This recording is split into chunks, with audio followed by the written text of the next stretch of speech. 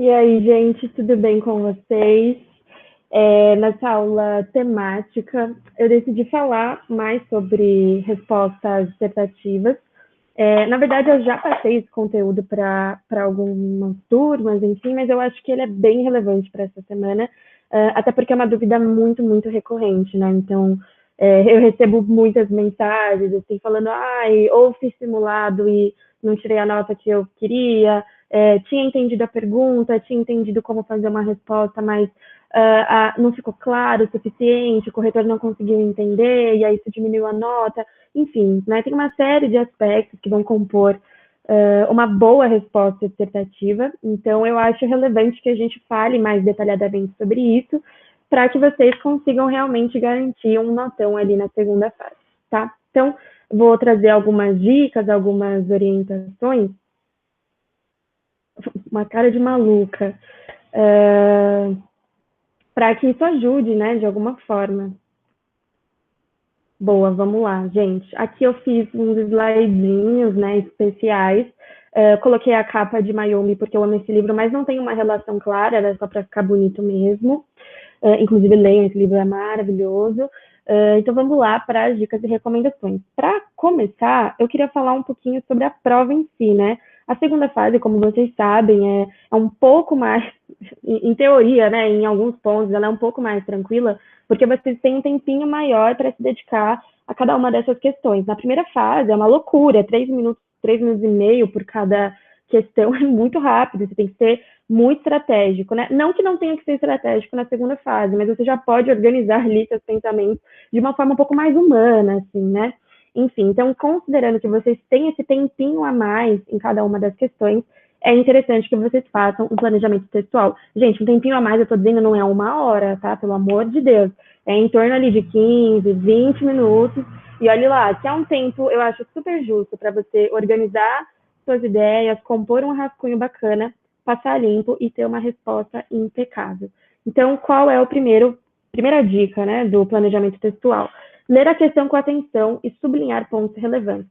Tem questões que têm vários aspectos, que são muito longas, ou que a pergunta está num detalhe. Então, você tem que ler com muita calma. Fazer esse trabalho de leitura, né, ao longo do ano é muito importante, de fazer exercícios de entendimento de texto, exatamente para você entender o que a pergunta está exigindo de você. Corre muitas vezes, assim, de você não entender a pergunta, ou pior, deixar de responder um dos aspectos que o vestibular perguntou. Ou, às vezes, é uma pergunta que já tem um encaminhamento, tipo, já tem ali olha, esse efeito de sentido foi criado com a figura de linguagem tal, desenvolva, fale um pouco sobre, ou explique o porquê, e aí você não fala dessa figura de linguagem, vai ser muito problemático. Então, esse primeiro aspecto, esse primeiro item, é para você entender de fato o que a pergunta está pedindo, o que ela está exigindo do candidato. E aí você pode sublinhar, circula, puxa a seta, enfim, vai rabiscando a sua prova para você lembrar do que você tem que falar ali. Por quê? Porque tem mais de uma pergunta, muitas vezes, principalmente questão de gramática, questão de entendimento, que, como a gente já falou bastante, não estão caindo tão isoladas assim, né? Antes, essas questões eram 100% categóricas, ou é interpretação, ou é gramática, agora elas começam a se convergir, né? A aglutinar, como a gente viu na aula de formação de palavras, elas estão se unindo, assim, né? Então, tem uma pergunta que a letra A é gramatical, a letra B é a união dessa construção gramatical com o efeito de sentido, então já entra numa questão mais semântica, enfim, né? Esse hibridismo está bem comum nos últimos anos de prova, mas de toda forma é interessante que vocês, independente do teor da pergunta, que vocês se organizem de uma forma bastante produtiva. Acho que esse é o essencial. Então, verificar se há mais de uma pergunta para lembrar de responder tudo. Gente, na hora é pressão. A gente sabe que vestibular é uma coisa super tensa. Então, se você se força a lembrar de uma coisa, a chance de você não esquecer é muito maior, né? Então, naquele momento, para não ficar, ai, Jesus, o que está acontecendo? Faz círculo, puxa a seta, ou escreve assim já embaixo, tenho que responder tal e tal, para você não se perder e não perder nota de graça. Vamos para o item 3. Organizar o rascunho em tópicos. Como vocês têm tempo, dá para ir planejando direitinho onde cada ideia vai ficar. Primeiro você tem que entender o texto, entender qual é a pergunta, e aí sim você vai para o rascunho em tópicos. Se a pergunta está falando, Ah, e qual que é o sentido literal e qual que é o sentido conotativo, ou ambiguidade, que nós já vimos que cai bastante, né? Onde se deu a ambiguidade, ou como se justifica a ambiguidade que foi criada no excerto e tal. Aí você pensa, se é ambiguidade, é porque é mais de um sentido possível. Então, na minha resposta, eu tenho que apresentar esses dois sentidos. E é aí que você organiza o seu rascunho. Eu vou começar introduzindo a resposta de forma bem breve, indicando onde aconteceu a ambiguidade. Aí coloco o primeiro sentido, vou depois colocar o conectivo tal, e aí o segundo sentido, e finalizo reforçando, fazendo uma conclusãozinha de qual foi ali a minha interpretação, por exemplo. Aí você vai já organizar. Ah, eu vou colocar que esse é o primeiro sentido e vou justificar com esse trecho do texto. Tudo isso você já faz no planejamento. E aí, né, desenvolve a resposta no rascunho e verifica se há clareza e objetividade. Qual é outra questão que vocês demonstram ter um pouco mais de dificuldade? Essa parte de linguagem, porque interpretar texto ou, né, entender gramática, fazer uma resposta de uma questão gramatical, não é só entender o que está sendo dito na pergunta, ou entender como você tem que fazer uma resposta, é também saber usar das suas construções linguísticas de forma produtiva. Muitas vezes vocês entendem a pergunta, mas não conseguem passar essas ideias de forma clara para o papel. E aí não adianta, gente. O que o corretor tem que pegar ali é uma coisa fluida, objetiva, e que assim, ele bata o olho, leia uma vez e já entenda tudo que vocês estão falando. Então, quem tem muita dificuldade com essa parte de linguagem, falar e redação, tem que tomar um pouco mais de cuidado também para a segunda fase. Assim, a gente fala muito de vestibular, mas saber escrever é para a vida, né, gente? Mesmo quem vai fazer engenharia de materiais, vai ter que fazer um TCC, uma monografia em algum momento da vida, né? Se quiser fazer um mestrado, também vai ter que escrever. Então, é legal, né, que a gente já fique mais familiarizada com essa área do conhecimento. Mas é isso, quem está bem preparado para a redação, está escrevendo bastante, vai ter facilidade em fazer respostas dissertativas, porque vocês vão ver que é um raciocínio relativamente próximo, né? São gêneros, são estruturas completamente distintas, mas uma tem uma relação bem evidente com a outra. Mas é isso, a linguagem é essencial. Então, a dica é, quem tem muito problema com isso, desenvolve primeiro a resposta no rascunho, em qualquer espaço que tiver na prova, dá uma lidinha, faz a autocrítica. Deu para entender? Rolou? Se rolou, aí você já vai e passa a caneta. Não esquece que são 15 minutos, 20, é um tempo maior, mas não é um tempo ilimitado, né? Então, sempre acompanhando o tempo e vendo, ah, beleza, ó, já faltam 5 minutos, vou guardar esses 5 minutos para passar limpo, beleza? Normalmente passar limpo é rápido, né? É a organização das ideias que demora um pouco mais, e até esse rascunho. E aí, sim, por último, esse é o último passo, você passa limpo. Quem tem mais domínio da linguagem, fez um rascunho em tópicos bacana, pode ir direto, né? Mas quem tem mais dificuldade, eu sugiro que faça primeiro um rascunho, depois faça limpo, tá? Bem parecido com o que eu falo, né, nos textos dissertativos e argumentativos, né? É isso. Meu Deus. Bom, agora dicas para que todo esse processo seja mais tranquilo, acho que é ouvir isso é difícil, né? Mas seja menos pior. Então, introduzir a resposta copiando parte da pergunta, pois isso ajudará a evitar uma construção sintática incompleta. Eu vou falar disso aqui um pouquinho mais para frente, né? Bem específico de gramática, mas é isso. Essa dica que a maioria conhece. Então, tem lá, qual o efeito de sentido criado nessa passagem? O efeito de sentido porque aí você demonstra que você vai começar a sua resposta de forma organizada. Uma coisa que não pode acontecer é você simplesmente tacar a resposta ali no meio, sem planejamento nenhum. Então, uma dica, não é obrigatório, gente, é só para quem tem mais dificuldade. Copia parte da pergunta na resposta, né? Está sem criatividade, mas tem que introduzir, bota lá a parte da pergunta, não tem problema. 2, fazer uso de trechos dos textos para embasar a interpretação. Isso é fundamental em interpretação, até mesmo em gramática.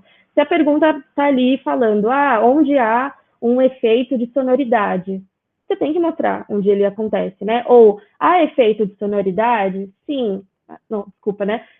O efeito de sonoridade se dá na passagem tal, com a presença de aliteração, que é uma figura de linguagem de repetição consonantal, a ocorrência de assonância, que é também a repetição sonora de vogais. Isso faz com que a construção fica aberta, que remeta a um rio. Eu já tinha falado disso, né, de Mário de Andrade, que tem lá o poema com várias aliterações, porque ele quer demonstrar que é o rio fluindo.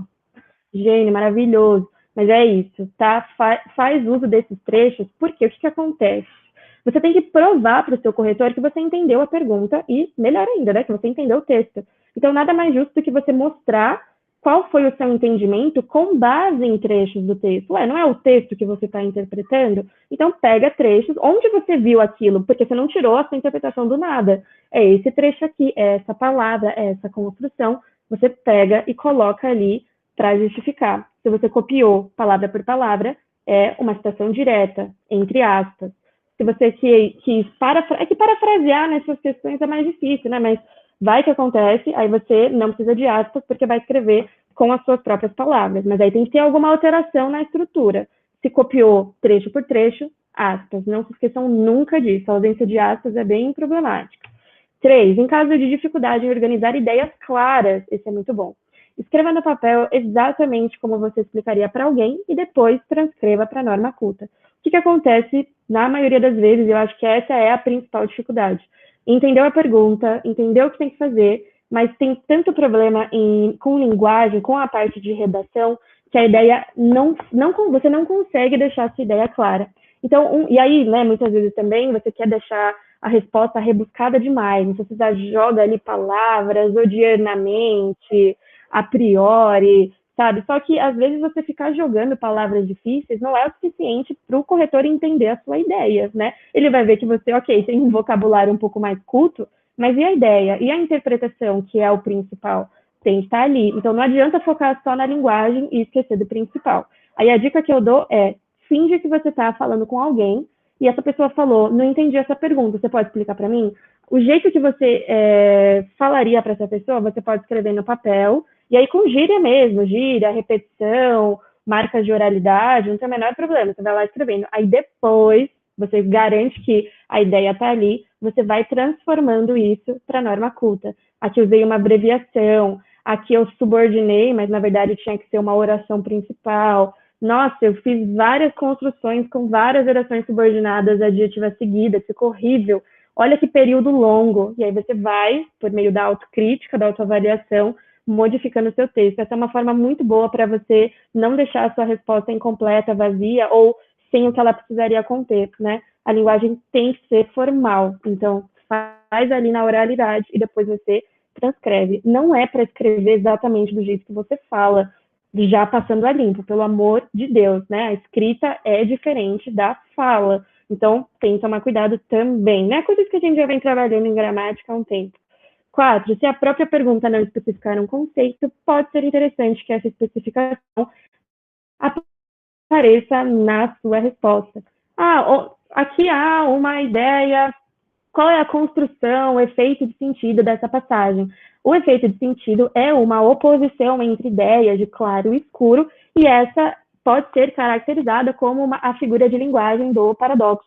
Pronto, você justificou ali o seu entendimento, trouxe uma definição de conceito do que é o paradoxo e trouxe a resposta principal também, que é essa figura de linguagem. Então é isso, muitas vezes as questões que são mais boazinhas com a gente, felizmente, né, elas estão trazendo já a definição, elas trazem o que aquilo significa, o que é a metáfora, o que é tal coisa, e aí elas pedem para você identificar onde essa metáfora apareceu no texto. Nesses casos, não precisa, né? É só quando não tem na pergunta. E aí, se você quer deixar sua resposta mais completa e mostrar para o corretor que você realmente entendeu aquele conceito e como ele foi aplicado no texto, é legal trazer a definição, mas não é obrigatório, assim, sabe? É só uma dica mesmo para vocês deixarem aquilo mais melhor fundamentado.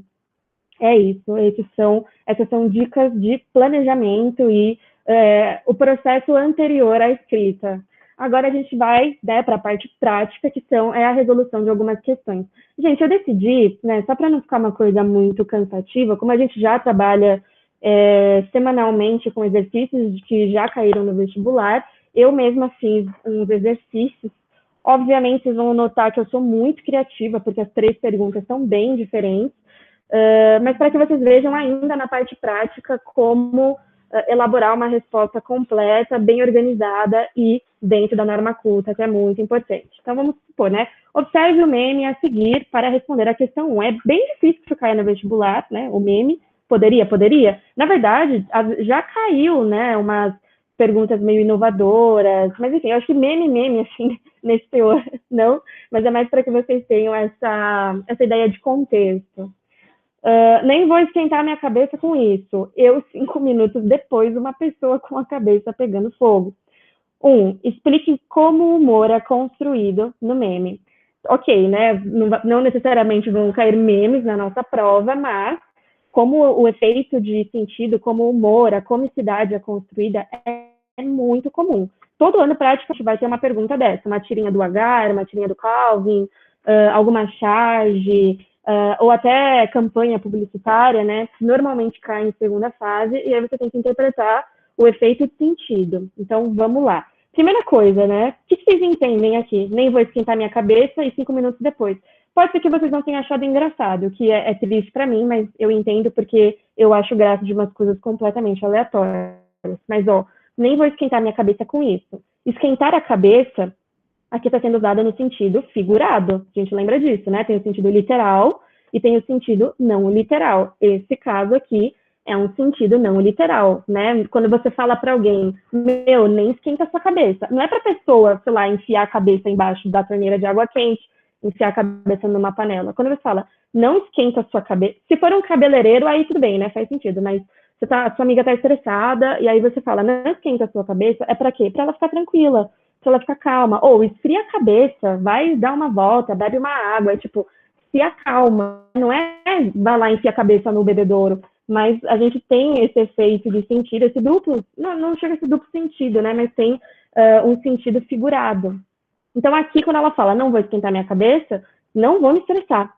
5 minutos depois, ele uma progressão temporal e uma pessoa com a cabeça pegando fogo. O que indica que a cabeça está pegando fogo? A fumaça. Olha a quantidade de fumaça que está saindo da cabeça de uma pessoa. Então, o efeito de sentido e a graça aqui é porque você fala que você não vai se estressar, mas no final você se estressa, né? E onde esse estresse foi representado? Pela imagem de uma pessoa com a cabeça literalmente, agora sim, pegando fogo. Compreendi esses aspectos, compreendi esses elementos, faço o meu rascunho, vou começar pegando parte da resposta para introduzir, porque não estou com muita criatividade hoje.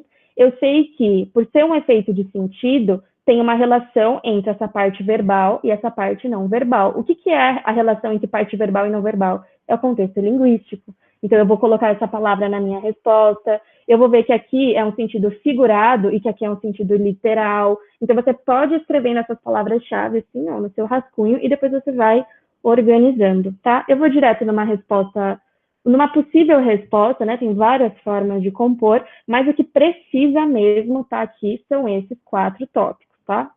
Considerando apenas a linguagem verbal, a oração nem vou esquentar minha cabeça, apresenta sentido conotativo, ou seja, é uma expressão não literal que significa manter-se paciente.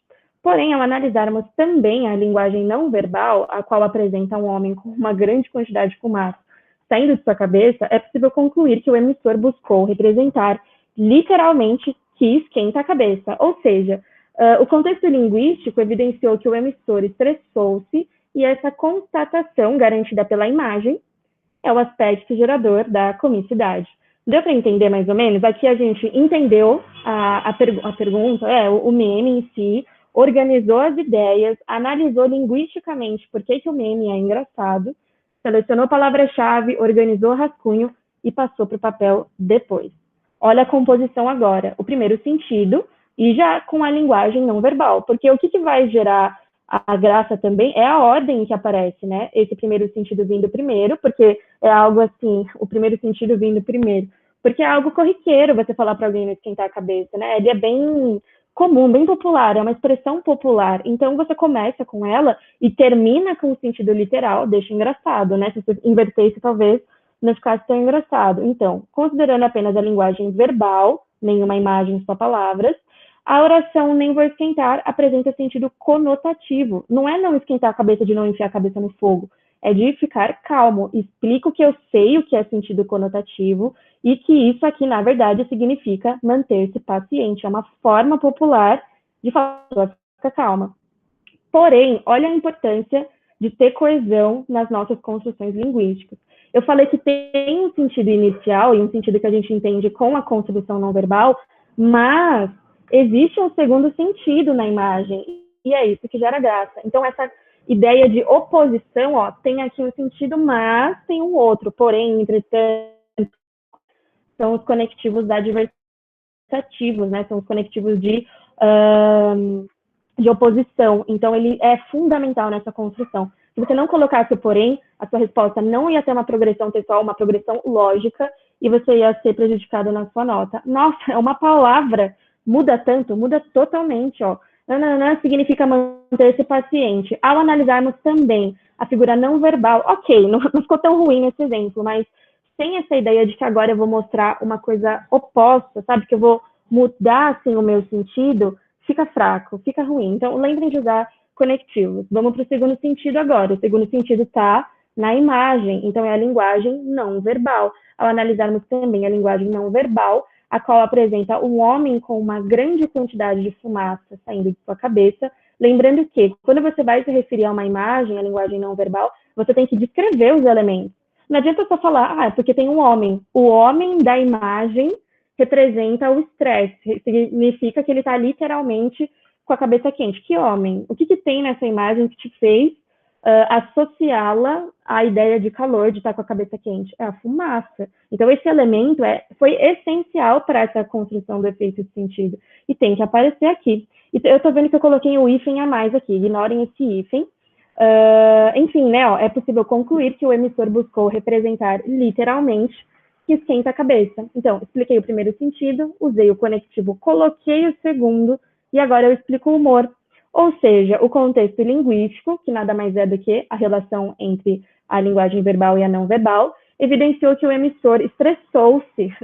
Foi um fato, não vou me estressar, mas lá no final a cabeça do cara tá pegando fogo. Estressou-se, e essa constatação, garantida pela imagem, é o aspecto gerador da comicidade. É isso. Essa é uma resposta associativa completa. Um exemplo, tá? Você pode começar com outro sentido, você pode escolher outro conectivo, você pode organizar a sua resposta conforme achar necessário. Você pode começar com essa constatação. Enfim, eu acho que assim fica mais organizado para você ter um desfecho na resposta, mas não é regra, né? Você vai compor a sua resposta como você achar melhor. Vamos para a segunda pergunta. Observe o meme para responder à questão 2. Sou muito criativa, mas vamos para o meme primeiro. Algumas pessoas me perguntam como eu consigo conciliar tantas atividades. O segredo é fazer tudo mal feito. Me sigam para mais dicas de produtividade. Tá errado? Não tá. Se fizer mal feito, dá para fazer tudo tranquilamente. É uma dica muito boa, inclusive, mas em alguns contextos ela não é tão produtiva. Explique como o humor é construído, como é que a gente pode justificar o porquê achou engraçado. Mais uma vez, né? Eu achei engraçado, mas isso não significa muita coisa. Algumas pessoas me perguntam como eu consigo conciliar tantas atividades. Que a gente pode pressupor nessa construção? Que esse cara faz muita coisa e que ele está mandando, que ele está indo bem, né? Que ele tá Na verdade, que ele está indo bem não fica tão claro aqui, mas a gente consegue imaginar que ele faz muitas coisas e que as pessoas que veem a quantidade de atividades que ele faz foram perguntar o que ele fazia para conseguir conciliar tanta coisa também. E aí, a partir daqui, né, o segredo é fazer tudo mal feito, tem uma quebra de expectativa, certo? Primeiro a gente vai pensar, ele vai dar as dicas do que ele faz, acorda cedo, dorme cedo, dorme 8 horas por dia, bebe água, toma café, enfim, né? A gente imagina que ele vai dar algumas dicas, faça um cronograma, só que quando ele solta, o segredo é fazer tudo mal feito, ele quebra, né? Obviamente, fazer mal feito é uma opção que a gente sabe que existe, mas não é isso que a gente vai buscar num conselho, né? O conselho é normalmente para algo positivo, algo que realmente agregue na nossa rotina. Me sigam para mais dicas de produtividade. Então, vamos para a resposta, a composição da resposta. A afirmação inicial do locutor. Algumas pessoas me perguntam como eu consigo conciliar tantas atividades. O que eu fiz? Peguei um trecho do texto que vai indicar para a gente esse sentido. Quando ele fala, algumas pessoas me perguntam como eu consigo conciliar, é exatamente a ideia de que ele faz muita coisa e que ele vai ajudar outras pessoas. Ó. Indica que ele trará dicas ou orientações para instruir o interlocutor Quem é o interlocutor? É quem está lendo a mensagem ou quem está falando com ele, né? Tem sempre um locutor, quem está mandando a mensagem, e o interlocutor, quem recebe, a ser mais produtivo em suas tarefas. Entretanto, olha ali nosso conectivo de novo, com a afirmação seguinte: o segredo é fazer tudo mal feito, há uma quebra de expectativa no leitor, que se depara com uma sugestão pouco produtiva, fato que proporciona a comicidade. Então, tem ali o conectivo de oposição. Peguei mais um trecho do texto, porque é exatamente nessa divisão, que ali rolou o divisor de águas de um sentido, na verdade o cara estava falando de outra coisa. Então, eu justifico ali qual foi o trecho que deu essa reviravolta, coloco qual foi o conceito-chave. Aqui a graça foi a quebra de expectativa. Aqui a graça da pergunta anterior foi essa ideia de oposição, né, de contradição, de fiz uma afirmação inicial, mas lá no final mudei totalmente, né? Enfim, então é isso. E aqui, por fim, além de colocar qual foi o sentido real, né? Porque nesse caso não é dois sentidos possíveis. Aqui é o sentido que ele pretendia, e essa interpretação inicial aqui, que não é nada válida, que é a nossa expectativa. Se é uma quebra de expectativa, significa que tinha uma coisa antes e que ela se transformou depois. Então, você tem que evidenciar essas duas coisas. Se você sabe que é uma quebra de expectativa e coloca só um sentido, a sua resposta não está completa. Qual que era o sentido que você achou que rolaria ali? Por que não aconteceu? O que mostrou no texto que, na verdade, não era aquilo que você pensou? O segredo é fazer tudo mal feito. Beleza? É isso. E o conceito aqui é óbvio, tem que aparecer, e ele é bem comum em tirinha, em charge, né? Então, Agar, principalmente, tem muita quebra de expectativa, e é uma tirinha que usa muito de recursos de expressividade, então figura de linguagem, ambiguidade, sentido literal, sentido conotativo, aparece muito nessas tirinhas, e é bem comum que elas estejam na segunda fase que vocês farão no ano que vem. Então, fiquem atentos quanto a esses detalhezinhos, tá? E vamos para o último exemplo de exercício. Os novos alunos da USP, alegria, entusiasmo, vontade de aprender. E a gente vê aqui 30 pessoas olhando para frente, extremamente desanimadas, desacreditadas. Olha esse aqui, gente. Eu acho que ele está dormindo. Aqui a pessoa já apoiou a cabeça na mão, é porque já está insuportável, ela não aguenta mais estar ali. Aqui, ó, a pessoa apoia a cabeça no ombro. Enfim, a gente tem uma série de pessoas completamente desanimadas que já desistiram há muito tempo. Bom, explique como o humor é construído no meme, mas uma pergunta inovadora e muito criativa. Qual é a composição da resposta? A comicidade é construída pela relação entre a linguagem não verbal, entre a linguagem verbal e a não verbal. Mais uma vez, gente, tem relação entre imagem e discurso, e legenda, discurso não, e construção, sei lá, oracional, né, essa parte verbal, tem palavras, entra no contexto linguístico, não tem como fugir disso. A legenda da fotografia, os novos alunos da USP, alegria, entusiasmo e vontade de aprender, apresentam elementos verbais com carga semântica positiva, óbvio, é isso que a gente espera, né? Exatamente o que se espera de novos ingressantes em universidades. Porém, a linguagem não verbal acaba por evidenciar o oposto. Os alunos capturados pela fotografia têm expressões sérias que podem configurar desânimo e tristeza. Assim, essa oposição entre esses aspectos do contexto linguístico é o que garante o teor cômico ao meme, que nem chega a ser meme, né, porque foi publicado num jornal. É meme, né, mas enfim. Então, aqui eu decidi fazer uma breve introdução, à comicidade. Qual é a pergunta? Explique como o humor é construído. Aqui eu decidi colocar um sinônimo para mostrar que eu tenho um repertório bom, repertório lexical bom. A comicidade é construída pela relação entre a linguagem verbal e a não verbal.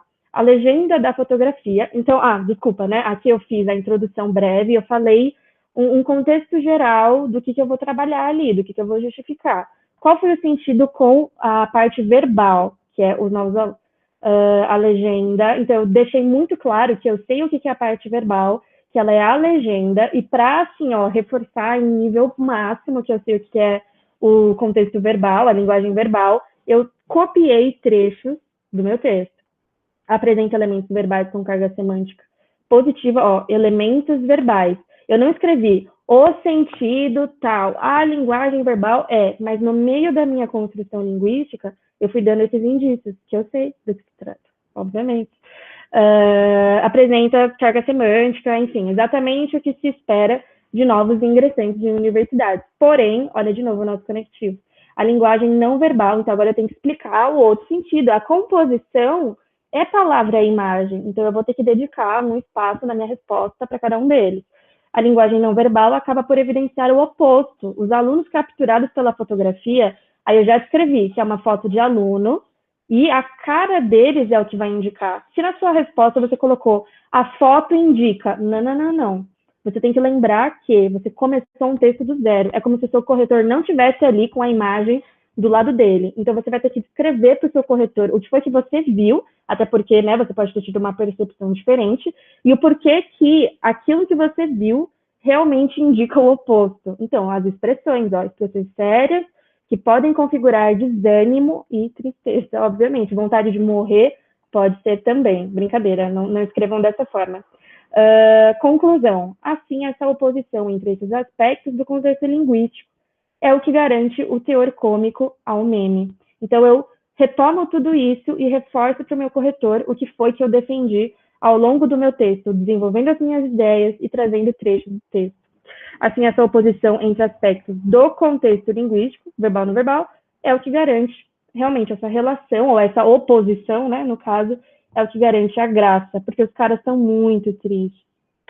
Bom, agora só para a gente encerrar uns detalhezinhos dessa parte linguística, orientações. Primeiro de tudo, é uma linguagem formal, a gente está falando de norma culta. Você só vai botar gíria se o texto base tem gíria e se você está transcrevendo, tá? Não pode ter abreviação, tem que ter concordância. Todas as regras gramaticais que vocês estudam com a minha matéria e que vocês veem assim, né, ao longo do ano, é importante exatamente para a parte prática da gramática, que é a escrita, né? Então, colocar ali acento, vírgula, concordância verbal, concordância nominal, regência, são conteúdos, né, e especificações que vão diminuir a sua nota se você cometer muitos desvios.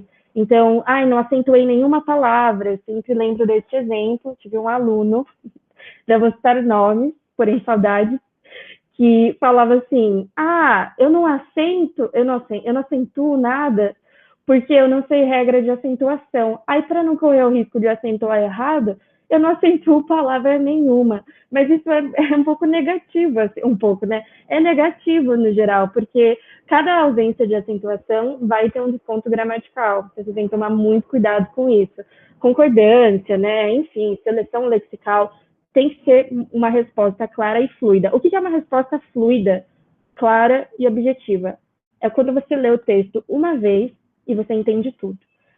Eu avalio normalmente assim quando eu estou corrigindo uma redação. Eu leio o parágrafo, se eu não entendo de primeira, é porque tem alguma construção ali que ficou estranha, ou a linguagem está dando muita volta, está circular, subordinada da subordinada da subordinada, períodos imensos.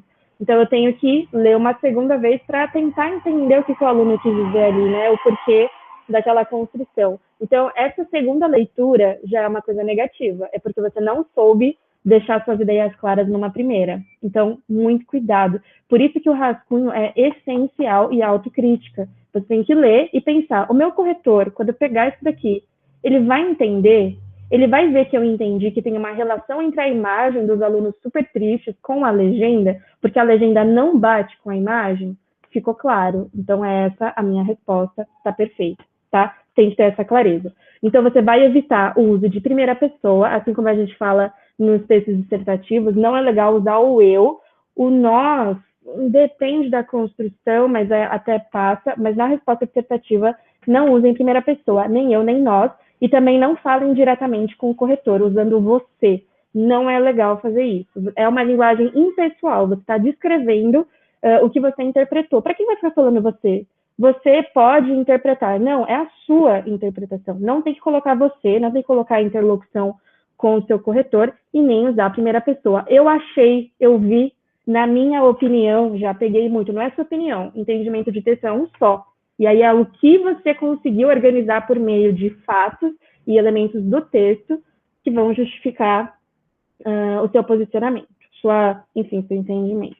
Eu já estou indo bem para para o gênero de dissertação. Então, agora, por fim, só para a gente encerrar, orientações não se trata de um diálogo com o corretor. A partir do momento que você assimila, que você entende isso, dificilmente terão elementos, né, que vão ali prejudicar a sua nota. Não é um diálogo com o corretor. Se alguém vem e pergunta para você, o que você achou engraçado? O engraçado é tal coisa. Ou o que gerou o efeito de sentido? A metáfora ou a contradição gerou o efeito de sentido. Você vai respondendo assim para a pessoa, né? Mas muitas vezes, quando você vai colocar isso na sua resposta expectativa, não orna, assim, fica, não é contraditório, fica incoerente. Então, primeira coisa, não é um diálogo. Se não é um diálogo, não tem marca de interlocução e você tem que fazer estruturas completas. É um texto independente e também não pode ter referente impreciso. Quando você se refere à imagem, ao texto que você está interpretando, você não pode se referir com um pronome qualquer, tipo, de qualquer jeito. Você tem que mostrar para o corretor a que você está se referindo. Se é na imagem, quais elementos da imagem? Não é só falar, é na imagem, é em tal coisa. Não, descreve ali, coloca, detalha o que foi que você viu e por que é tão relevante assim, né? Então, enfim, vamos supor que essa aqui é a pergunta. Explique como o humor é construído. Olha o que não fica tão bacana. Pela quebra de expectativa. Acho que ficou até estranho, né? Mas já peguei respostas assim. Então a pessoa não começa, tá vendo? Isso daqui é uma resposta sintaticamente incompleta.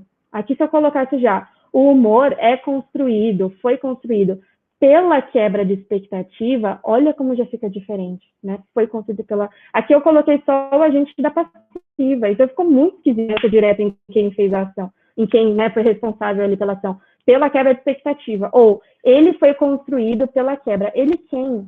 O efeito? Você se referiu ao texto, ao meme? Não dá para entender, né? Então você tem que escrever de uma forma completinha. Exemplo produtivo, o humor foi construído pela quebra. O humor é o nosso sujeito paciente, aqui é a nossa locução verbal e o agente da passiva. Aí sim, começar desse jeito, jamais. Por isso essa dica de copiar parte da pergunta na resposta é tão relevante, né? Mas já estou repetitiva, então é só para reforçar. E muito cuidado com esses referentes imprecisos, tá bom? Falar ela, para quando você vai se referir à menina que está na charge ou na tira, não é interessante. É a menina presente, o Agar, o Calvin. Coloca o nome do personagem. Se não souber o nome, você descreve esse personagem. Nunca coloca um pronome qualquer e aí não deixando claro para o corretor, sabe? É isso, gente. Então, acho que eram esses pontos os principais. O ideal é treinar, tentar aplicar esses conceitos que vocês aprenderam nas respostas dos próximos simulados que vierem, né? Ou pegar por conta própria, é interessante também. Pega ali umas questões, faz e analisa. Se quiser, em alguma aula, assim, se tiver tempo no finalzinho, pode me mostrar, a gente comenta. Enfim, é isso. Gente, esses são aspectos importantes. Se vocês seguirem, eu tenho certeza absoluta que a sua resposta vai ser bem vista pelo corretor, vai ter uma nota justa, uma nota adequada. E é isso. Continuem estudando e até mais. Eu acho que não tenho mais nada a dizer sobre esse conteúdo. Eu acho que é isso então. Gente, até a próxima e se cuidem. Beijos da Fê. Tchauzinho.